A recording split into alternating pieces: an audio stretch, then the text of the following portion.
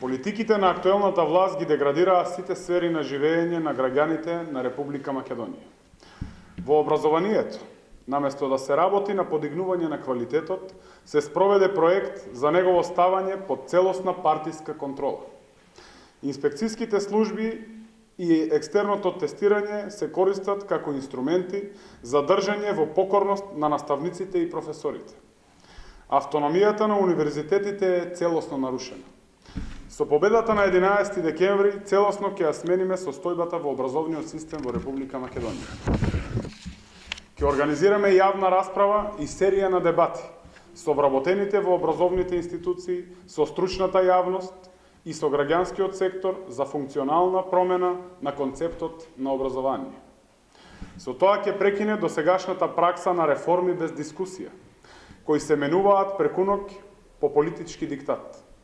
Ќе го искористиме примерот на добрите европски образовни практики, а концептот што ќе произлезе од таа сеопфатна расправа ќе биде имплементиран од учебната 2018-2019 година.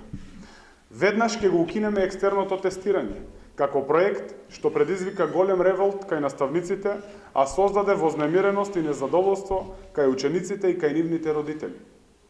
Екстерното тестирање не ги оствари целите за кои беше воведен и служеше само за вршење притисок врз наставниците, заканувајќи им се со казни и губење на работното место. Ние предлагаме евалуација и тестирање на учениците, но без дополнително внесување на оценки во нивните свидетелства и без казни за наставниците.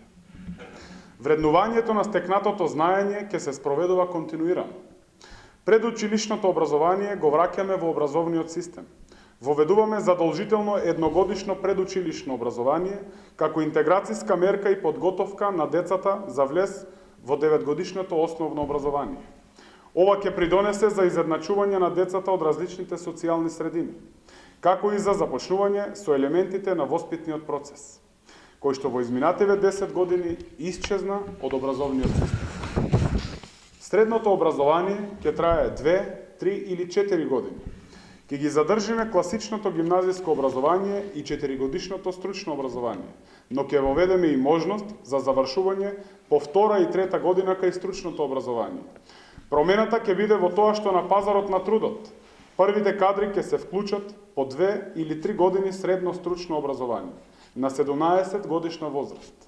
Имено, оние кои сакаат да се вклучат на пазарот на трудот, не треба непотребно да ги задржуваме во образовниот систем.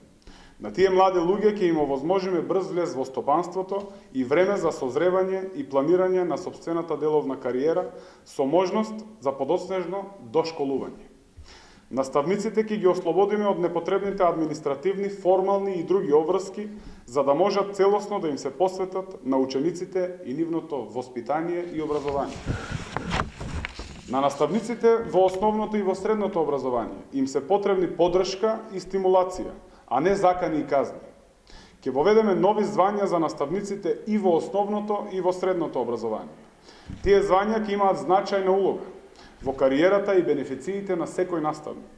Ова се само дел од мерките со кои ќе го подобриме образовниот процес и ќе го вратиме достоинството и на наставниот кадар и на учениците.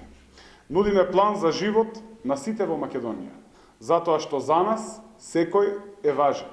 Ви благодарам.